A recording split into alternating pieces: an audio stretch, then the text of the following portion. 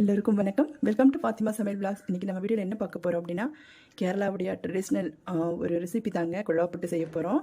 அது எப்படி செய்யலான்னு பார்க்கலாம்.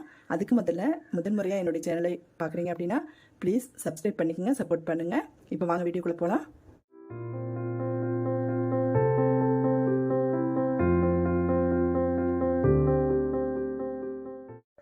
இப்போ இந்த குழாப்புட்டு செய்யறதுக்கு பார்த்தீங்கன்னா நான் அரைச்ச மாவு தாங்க எடுத்திருக்கேன். அதாவது பார்த்தீங்கன்னா இந்த மாவு பார்த்தீங்கன்னா எல்லாரும் யூஸ்வலாக பச்சரிசியில் தான் நான் செய்வாங்க. ஃபுல் அண்ட் ஃபுல்லாக பச்சரிசி போடுவாங்க. நான் என்ன பண்ணியிருக்கேன் அப்படின்னாக்கா, நான் இது காமிக்கலான்னு நினச்சேன். அதுக்குள்ளே என் பொண்ணுங்களுக்கு எல்லாம் அரைச்சி கொடுத்து விட்டதுனால அந்த டைமில் எனக்கு வீடியோ எடுக்க முடியல. நெக்ஸ்ட்டு நான் வந்து இந்த மாதிரி செய்யும்போது உங்களுக்கு நான் வீடியோ போடுறேன். இப்போ பார்த்தீங்கன்னா இந்த மாவு பாருங்கள் எப்படி தருதுன்னு இருக்குது.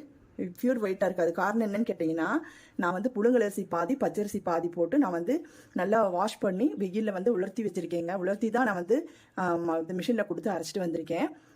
இப்போ எந்த டைமில் வேணாலும் செய்யலாங்க. மிக்சியில் கூட அரைச்சி நீங்கள் செய்யலாம். ஆனால் பச்சரிசியில் செய்யும்போது உங்களுக்கு வந்து பார்த்தீங்கன்னா ஒரு வரவரப்பு தன்மை, அதாவது ட்ரையாக இருக்கிற மாதிரி இருக்கும். நீங்கள் குழாப்பிட்டு நீங்கள் சாப்பிடும்போது பார்த்தீங்கன்னா தொண்டையில் அடைக்கிற மாதிரிலாம் இருக்கும். இந்த மாதிரி பெரும்பாலும் யாரும் ரொம்ப பேர் செய்ய மாட்டாங்க. ஆனால் இந்த மாதிரி நீங்கள் ஒரு முறை நீங்கள் ட்ரை பண்ணுங்கள். ரொம்ப அருமையாக இருக்குங்க. ரொம்ப சாஃப்டாக இருக்கும். குழாப்பிட்டு பிடிக்காதவங்க கூட சாப்பிட்லாம். அந்த அளவுக்கு வெரி டேஸ்டியாக இருக்கும். பார்த்தீங்களா எப்படி இருக்குதுன்ட்டு. இப்போ வாங்க இது எப்படி செய்யலான்னு பார்க்கலாம். இப்போ வந்து குழாப்புட்டுக்கு வந்து நம்ம வந்து மாவு குழச்சி எடுக்க போகிறோங்க. ஒரு கப்பு மாவு போட்டுருக்கேன் பாருங்கள். இதுக்கு அளவெல்லாம் தேவையில்லைங்க. நம்ம வந்து அளவு எப்படின்னு பார்த்தீங்கன்னா, தண்ணி அளவு எப்படின்னு பார்த்தீங்கன்னாக்கா, நம்ம எவ்வளோ ஊற்றுறோமோ ஒவ்வொரு மாவுக்கு ஒவ்வொரு மாதிரி இருக்கும், ஒவ்வொரு அரிசிக்கு. இது என்னன்னு பார்த்தீங்கன்னா ஒரு பிடிச்ச பதம் வரணும் இப்படி, சரிங்களா? இப்போ நம்ம இதில் ஒரே கப்பில் இந்த கப்லேயே நான் உங்களுக்கு தண்ணி எடுத்து காமிக்கிறேன். எவ்வளோ பிடிக்குதுன்னு பார்க்கலாம். இப்போ இந்த மாவு கூட கொஞ்சம் தேவையான அளவு உப்பு போட்டுக்கலாங்க. இதை பாருங்கள், கொஞ்சம் தான் போட்டிருக்கிறேன். ஏன்னா நம்ம இது வந்து நான் வந்து கடலை குழம்பு அது இது நிறைய வெரைட்டியில் சாப்பிடலாம். ஆனால் நான் இப்போ வந்து பழம் சர்க்கரை தான் போட்டு சாப்பிட போகிறேன். அதனால நீங்கள் வந்து தேவையான அளவு உப்பு போட்டுக்கலாம். ஆனால் கொஞ்சம் அளவாக தான் போடணும், ரொம்ப அதிகமாக இருக்கக்கூடாது. இப்போ இது இப்படி கலந்து விட்டுறலாங்க. நான் இப்போ இது கொஞ்சமாக தான் நான் செஞ்சு காமிக்க போகிறேன். கலந்துட்டு தண்ணியுடைய அளவு பாருங்கள். ஒரு கப்பு நான் எடுத்து வச்சுருக்கேன். நம்ம இது வந்து எவ்வளோ தண்ணி வந்து இதுக்கு, இந்த மாவுக்கு ஒரு கப்பு மாவுக்கு எவ்வளோ தண்ணி பிடிக்குன்னு பார்க்கலாம். பாருங்கள், இப்போ வந்து இந்த மாவு நான் கலக்கிற மட்டும் வந்து நான் வந்து வீடியோ ஸ்கிப் பண்ண மாட்டேன். நீங்கள் அப்படியே டைரெக்டாக பார்த்துக்கலாம், சரிங்களா? இப்போ வந்து கலந்துக்கலாம். இப்படி கொஞ்சம் கொஞ்சமாக ஊற்றி கலந்துக்கலாம்.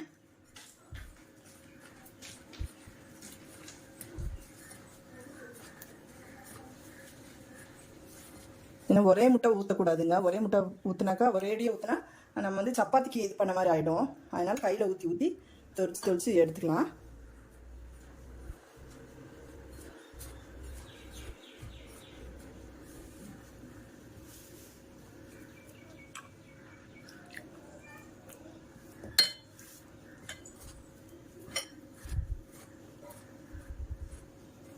இது பார்த்தீங்கன்னா கடலை குழம்பு வந்து மெயின் வந்து பார்த்தீங்கன்னா கடலை குழம்பு. அடுத்தது மட்டன் குழம்பு, ஃபிஷ்ஷு, இது மாதிரிலாம் நிறையா வெரைட்டியோட சாப்பிடுவாங்க.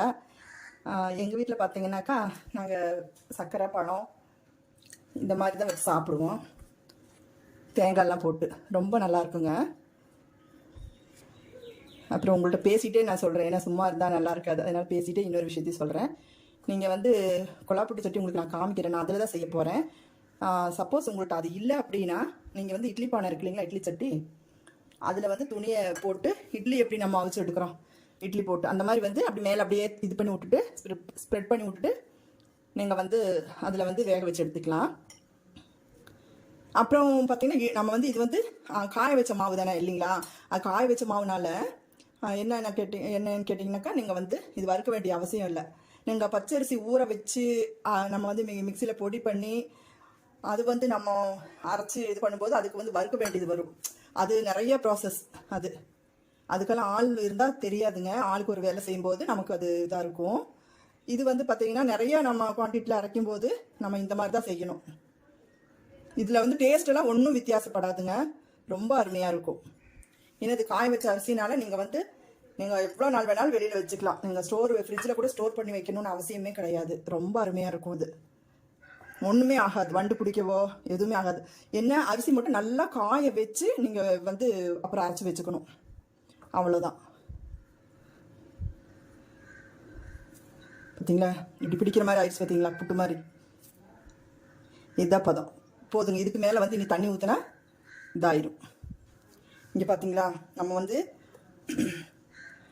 1 கப்பு மாவு எடுத்தோம் இல்லைங்களா, இது 3/4 கப்பு தண்ணி தான் பிடிச்சிருக்குது. 1 கப்பு மாவுக்கு 1 கப் தண்ணி எடுத்தேன், 3/4 கப்பு தான் பிடிச்சிருக்குது. அவ்வளோதான், இன்னும் இதுக்கு மேலே ஊற்ற வேண்டாம்.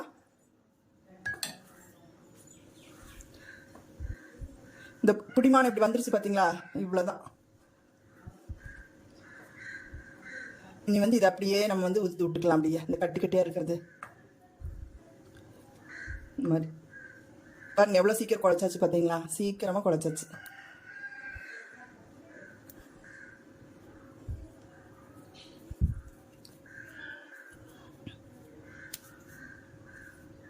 அடுத்தது கொழாப்புட்டு சட்டி மேலே இருக்க ஸ்டாண்டில் எடுத்துகிட்டு உங்களுக்கு நான் காமிக்கிறேன். பாருங்கள், கொழாப்புட்டு சட்டி நான் இப்போ இன்னைக்கு தான் ஃபர்ஸ்ட் டைம் வந்து நான் வந்து இந்த பாத்திரத்தை யூஸ் பண்ண போகிறேன். ஏன்னா நான் இத்தனை நாள் வரைக்கும் பார்த்தீங்கன்னா இதில் இட்லி சட்டி இருக்கு இல்லைங்களா, இட்லி சட்டியில் தான் நான் வந்து செய்வேன். அதுவும் அதிகமாக செய்ய மாட்டேன், எனக்காவது ஒரு நாளைக்கு தான் செய்வேன். ஏன்னா இது டேஸ்ட்டுக்காக சாப்பிட்ற ஒரு ஃபுட் இது. அதனால வந்து அதிகமாக நான் வந்து இது பண்ணிக்க மாட்டேன். ஏன்னா கேரளாவில் சாப்பிட்றாங்கன்னா அவங்களுக்கு அது பழகி போச்சு. நமக்கு வந்து இதெல்லாம் டேஸ்ட்டுக்கு எனக்காவது ஒரு நாளைக்கு சாப்பிட்லாம். அப்புறம் இது பாருங்கள், இப்போ சட்டி இது வந்து வாஷ் பண்ணிட்டு வந்தாரா, எடுத்து வச்சாச்சு. பாருங்கள், கொழாப்புட்டு சட்டி எவ்வளோ அழகாக இருக்குது இல்லைங்களா, ரொம்ப குட்டியாக இருக்குது. எனக்கு ரொம்ப பிடிச்சி போச்சுங்க. அதான் அன்றைக்கி போய் பார்த்துட்டு வாங்கிட்டு வந்தேன். அதாவது மக்களே உங்களுக்காக தான்.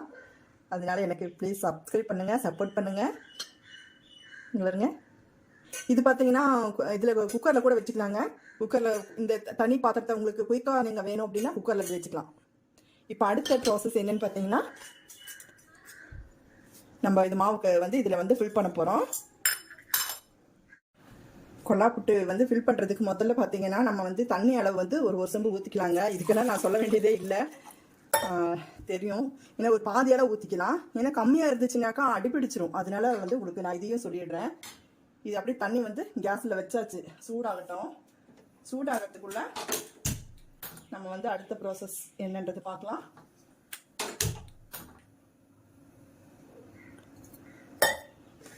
இன்னொரு இது பாருங்கள், இப்போ வந்து இதில் ஃபில் பண்ணுறதுக்கு முதல்ல உங்களுக்கு இன்னொரு ஐடியா சொல்லித்தரேன். இந்த மாதிரி ப்ரெஷர் இருக்கு இல்லைங்களா, இதை வந்து நம்ம வந்து கொஞ்சம் இதில் அப்ளை பண்ணிக்கலாம். நான் ஆக்சுவலாக நெய் தான் போட்டிருக்கேன், நெய்யோ ஆயிலோ ஏதோ ஒன்று. இந்த மாதிரி நம்ம அப்ளை பண்ணிட்டாக்கா நமக்கு வந்து இதில் ஒட்டாமல் வரும். என்னடா இது புது சட்டியில் இவங்களுக்கு எல்லாம் தெரிஞ்ச மாதிரி சொல்கிறாங்களேன்னு நினைக்க வேண்டாம். ஏன்னா இது நான் ஆக்சுவலாக செஞ்சுருக்கேன். நான் சட்டி தான் வந்து இப்போ புதுசாக வாங்கியிருக்கேன் பாத்திரம். எனக்கு ஏற்கனவே செஞ்ச எக்ஸ்பீரியன்ஸ் இருக்குது. அதனால தான் வந்து உங்களுக்கு நான் சொல்கிறேன் தெளிவாக. இதுலேயும் வந்து இந்த இதுலேயும் நம்ம வந்து அப்ளை பண்ணிக்கலாம். இப்போ இதை எப்படி ஃபுல்லாக போட்டுடலாம். அடுத்தது பாருங்கள்,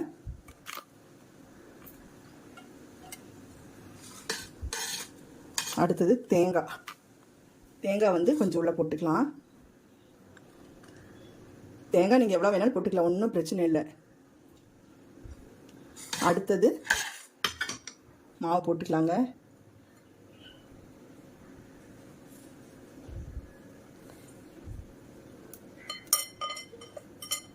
பாருங்க,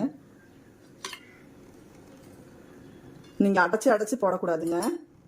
அடைச்சி போட்டால் ரொம்ப வந்து ஹார்டாகிடும். மாவு வந்து ரொம்ப சாஃப்டாக தான் போடணும், மேலோட்டில் தான் போடணும்.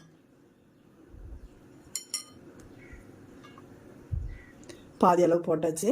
அடுத்தது தேங்காய் கொஞ்சம் போட்டுக்கலாம்.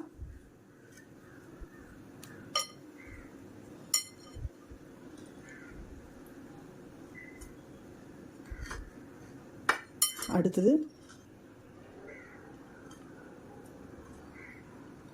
பாதி அளவு.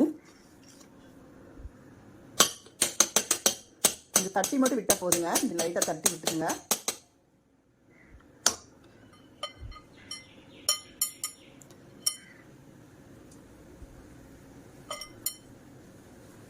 ஓகே, அடுத்தது இதுக்கு மேலே கொஞ்சம் தேங்காய்.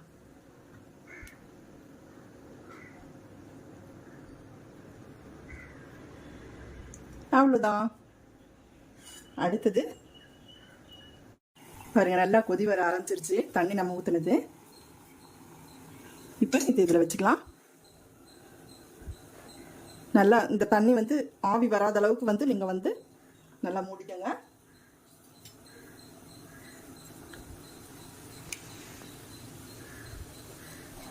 மூடி போட்டாச்சுங்க. அடுத்தது இன்னொரு மெத்தடில் நான் உங்களுக்கு காமிக்க போகிறேன். ஏன்னா இந்த மாவு இருக்கு இல்லைங்களா, அது அதில் வேகட்டும். இப்போ நம்ம வந்து இட்லி சட்டியில் வந்து மிச்சம் இருக்கிற மாவு போட்டுக்கலாம். மெத்தட் பார்த்தீங்கன்னா, குழாப்பிடி சட்டி இல்லாதவங்க இந்த மாதிரி ஊற்றிக்கோங்க. இட்லி ஊற்றுற மாதிரியே தாங்க, இட்லி வேக வைக்கிற மாதிரியே கொஞ்சம் தண்ணி ஊற்றிக்கலாம். இது அப்படியே கொதிக்கட்டும்.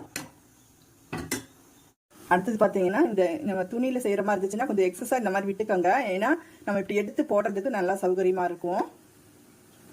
இப்போ வந்து இதில் என்ன பண்ணலாம் அப்படின்னா, மீதமுள்ள மாவு வந்து இப்படி போட்டுக்கலாங்க.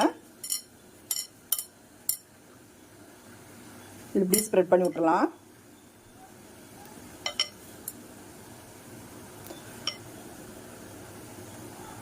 நீங்கள் இப்படி செஞ்சு பாருங்கள். 2 நாளாக இருந்தாலும் அப்படியே இருக்குங்க, சாஃப்டாக இருக்கும். நீங்கள் வெளியில் வச்சா கூட கெடாது, அந்தளவுக்கு வந்து ரொம்ப அருமையாக இருக்கும். ஆனால் தேங்காய் மட்டும் நான் சொல்கிற மெத்தடில் போடுங்க. உங்களுக்கு வந்து ஒரு ஸ்மெல்லு வராது. சடித்த மாதிரி ஒரு ஸ்மெல்லு வரும் இல்லைங்களா, கெட்ட மாதிரி. அந்த மாதிரி வராத அளவுக்கு நான் வந்து இப்படி எப்படி நம்ம குழாப்புட்டு சட்டியில் வந்து தேங்காய் போட்டோம் அதே மாதிரி இதில் ஸ்ப்ரெட் பண்ணி விட்ருங்க தேங்காயை. எனக்கு தேங்காய் எடுத்த தேங்காய் பத்தில் கொஞ்சமாக தான் இருக்குது. நான் உங்களுக்கு காமிக்கிறதுக்காக கொஞ்சம் போடுறேன். மேற்கொண்டு கொஞ்சம் துருவி போட்டுக்கலாம். இப்படி போடும்போது உங்களுக்கு வந்து தேங்காய் வந்து ஒன்றுமே ஆகாது, ஸ்மெல்லும் அடிக்காது, நல்லாயிருக்கும். நான் சொல்கிற இந்த மெத்தட் பிகினர்ஸுக்கு நான் சொல்கிறேங்க. தெரிகிறவங்களுக்கு எல்லாமே தெரியும். எனக்கு தான் தெரியும், நான் சொல்ல வரல. பிகினர்ஸுக்கெல்லாம் இந்த மாதிரி இதை நான் சொல்கிற மெத்தடை ஃபாலோ பண்ணிக்கோங்க. இதை அப்படியே எடுத்து இட்லி சட்டியில் வேக வச்சிடலாம். இப்போ நான் 5 நிமிஷம் ஆயிடுச்சுங்க. நம்ம இப்போ ஆஃப் பண்ணிடலாம். ஆஃப் பண்ணிவிட்டு எடுத்துக்கலாம். வெந்துருச்சுங்க. இப்போ நம்ம வந்து இது ஓப்பன் பண்ணிக்கலாம். இது வந்து பார்த்தீங்கன்னா ரொம்ப சூடாக இருக்கும், ரொம்ப கவனமாக நீங்கள் எடுக்கணும்.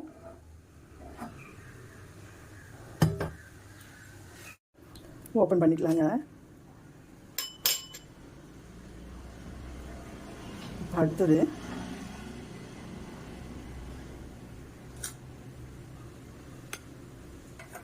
இது பார்த்தீங்கன்னா அப்படியே ஒரு கம்பியோ இல்லாட்டி ஒரு கத்தியோ விட்டு இப்போ லைட்டாக இந்த மாதிரி பண்ணினீங்கன்னா அது அப்படியே அழகாக வந்துடும்.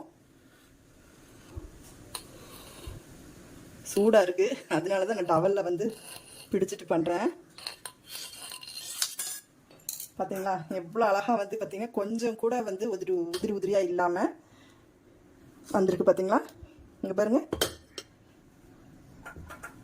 இங்கே பாருங்கள், கொஞ்சம் கூட ஒட்டலை பாருங்கள், ஒரு துளி கூட ஒட்டலை பாருங்கள் எப்படின்னு. சூப்பராக இருக்கு.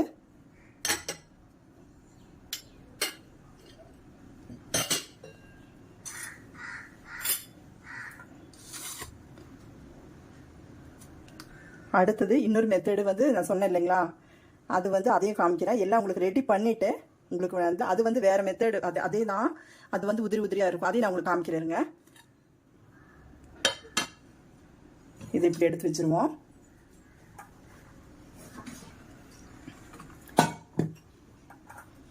என்னடா இவ்வளோ இதாக காமிக்கிறேன்னு நினைக்க வேண்டாம். உங்களுக்கு வந்து தெளிவாக காமிச்சாதான் உங்களுக்கு பிகினர்ஸுக்கெல்லாம் தெரியும் அப்படின்றதுக்காக தான் நான் இவ்வளோ ப்ராப்பராக நான் காமிக்கிறேங்க.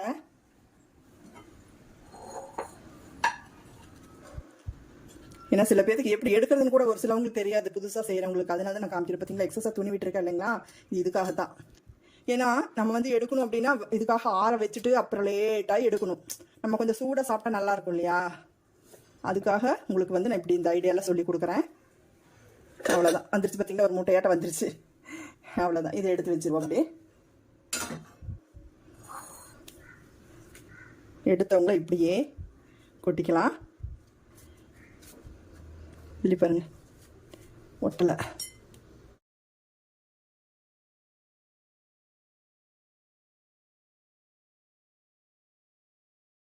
இப்போ பாருங்கள், நம்ம இட்லி சட்டியில் போட்டதும் ஒரு 5 மினிட்ஸ் ஆகிடுச்சுங்க. இது வெந்திருக்கும். நம்ம வந்து ஆஃப் பண்ணிவிட்டு ரெண்டையுமே எடுத்து பார்க்கலாம். இதில் என்னென்ன போடுறேங்கிறத நான் வந்து இப்போ காமிக்கிறேங்க. கொஞ்சம் ஏலக்காயும் சர்க்கரையும் போட்டு பொடிச்சு வச்சது. வேறு ஸ்வீட் செய்கிறதுக்குலாம் இந்த மாதிரி நாங்கள் பொடிச்சு வச்சுருவோம். இன்னும் டக்குன்னு எடுத்து போட்டுக்கலாம். அதனால் இது கூட போட்டுக்கலாம் கொஞ்சமாக. பாருங்க, ஒரு பழம் போட்டிருக்கேன் கட் பண்ணி, இது கூட போட்டுக்கலாம். உங்களுக்கே தெரிஞ்சிருக்கும் நான் அடுத்தடுத்து என்ன பண்ணுறேன் அப்படின்றது.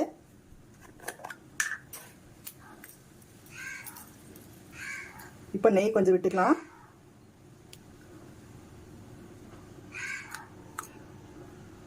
இப்போ இப்போ இதெல்லாம் வந்து உங்களுக்கு இப்படி வேண்டாம், எனக்கு பிடிக்காது அப்படின்னு நினைக்கிறவங்க இந்த பழம் நெய் இதெல்லாம் ஸ்கிப் பண்ணிக்கலாம்.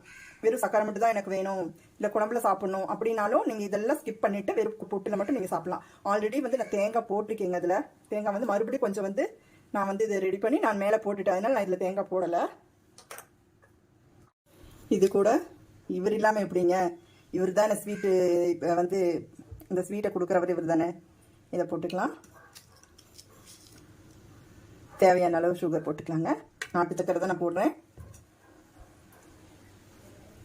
இப்போ நான் கையெல்லாம் நல்லா வாஷ் பண்ணிட்டேன். என்னடா இதெல்லாம் போட்டு பேசுகிறேன்னு நினைக்க வேண்டாம். இந்த மாதிரி செஞ்சு பாருங்கள், செம்மையாக இருக்கும். குழந்தைங்களுக்கு இப்படி செஞ்சு கொடுங்க, ரொம்ப ஹெல்த்துக்கு நல்லதுங்க. அப்புறம் பேசிட்டு இன்னொரு விஷயம் நான் சொல்கிறேங்க.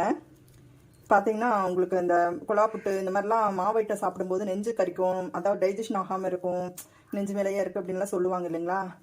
நீங்கள் இந்த மாதிரி வந்து புழுங்கல் அரிசியும் பச்சரிசியும் பாதி பாதி போட்டு நீங்கள் அரைச்சி செய்யும்போது ரொம்ப ரொம்ப ரொம்ப டேஸ்டியாக இருக்கும். உங்களுக்கு அந்த மாதிரி ஒரு இதெல்லாம் வரவே வராது. அதுக்கு நான் கேரண்டி கொடுக்குறேங்க. நீங்கள் இந்த மாதிரி செஞ்சு பார்த்துட்டு உங்களுடைய ஃபீட்பேக் எனக்கு கொடுங்க.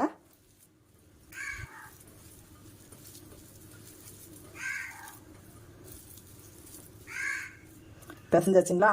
அடுத்தது உங்களுக்கு நான் என்ன பண்ணுறேங்கிறத வந்து நீங்கள் வந்து நான் வந்து இதில் காமிக்கிறேன் உங்களுக்கு. எல்லாம் பவுலில் போட்டுட்டு உங்களுக்கு சர்வ் பண்ணிவிட்டு காமிக்கிறேன். அடுத்தது என்ன பண்ணுறேங்கிறது உங்களுக்கே புரியும். பாருங்க என்ன பண்ணியிருக்கேன்னு. செம்மையாக இருக்கு இல்லைங்க, பார்க்குறதுக்கே எவ்வளோ வந்து யம்மியாக இருக்குது. சாப்பிட்டா அதை விட வெறும் டேஸ்டியாக இருக்குங்க. இந்த மாதிரி நீங்கள் குழந்தைங்களுக்கு செஞ்சு கொடுங்க, ரொம்ப ரொம்ப விரும்பி சாப்பிடுவாங்க. ஆனால் பழம் இதெல்லாம் போட்டிருக்கிறதுனால நம்ம கை போட்டு பிசைஞ்சிருக்கோம். அதனால ஒரு நாள் வரைக்கும் நீங்கள் வந்து வெளியில் வச்சுக்கலாம். நீங்கள் எக்ஸஸாக நீங்கள் நிறையா செஞ்சு வைக்கணும் அப்படின்னு நினச்சிங்கன்னா நீங்கள் ஸ்டோர் பண்ணி ஒரு 2-3 நாள் கூட நீங்கள் வச்சுக்கலாங்க. ஏன்னா தேங்காயெல்லாம் நம்ம வந்து ஆல்ரெடி நம்ம வந்து அதுலேயே போட்டு தானே பாயில் பண்ணியிருக்கோம். அதனால கெடவே கெடாதீங்க, ரொம்ப சூப்பராக இருக்கும். இந்த மாதிரி செஞ்சு கொடுங்க. குழாப்பி சாப்பிடாத கூட சாப்பிடுவாங்க. இப்போ நானே பார்த்தீங்கன்னா 2 வருடம் முழுங்கியாச்சு. ஏன்னா எனக்கு நான் ஜாஸ்தி சாப்பிட மாட்டேன், ஆனால் இந்த மாதிரி செய்யும்போது எனக்கு ரொம்ப பிடிக்கும். குழாப்பிட்டு லட்டுன்னு கூட சொல்லலாம். இது 2 in 1 செஞ்சாச்சு. இது இப்படி இருக்கட்டும். அடுத்தது இவங்கள பார்க்கலாம். பாருங்கள், 2 பீஸ் ரெடி பண்ணியாச்சு. எதுலேயும் ஒட்டாமல் ரொம்ப இதாக வந்திருக்கு பாருங்கள். இதுக்கு வந்து பழம், அடுத்தது சர்க்கரை எடுத்து வச்சுருக்கேன். அதே மாதிரி நீங்கள் நெய் போட்டு சாப்பிட்றதுனாலும் சாப்பிட்டுக்கலாம், ரொம்ப டேஸ்ட்டாக இருக்கும். இல்லை குழம்பு ஊற்றி சாப்பிட்றதாலும் சாப்பிட்டுக்கலாம். இப்போ அடுத்த இன்னொரு இது வந்து இடையில வச்சுட்டு நான் வந்து உங்களுக்கு நான் காமிக்கிறேன். அடுத்தது இப்படி கூட சாப்பிட்லாங்க. பாருங்கள் எவ்வளோ எம்மையாக இருக்குன்னு சொல்லிட்டு. என்னுடைய வீடியோ பிடிச்சிருக்குன்னு நினைக்கிறேன். பிடிச்சிருந்தா ஃபாத்திமா சமையல் விளாக்ஸ் சப்ஸ்கிரைப் பண்ணுங்கள், சப்போர்ட் பண்ணுங்கள். பக்கத்தில் இருக்கிற பெல் ஐக்கானை கிளிக் பண்ணிக்கோங்க. அப்போ தான் அடுத்தடுத்து போகிற வீடியோ உங்களுக்கு அப்டேட்டாக வந்துகிட்டே இருக்கும். என்னுடைய வீடியோவை பொறுமையுடன் பார்த்த உங்கள் அனைவருக்கும் நன்றி, வணக்கம்.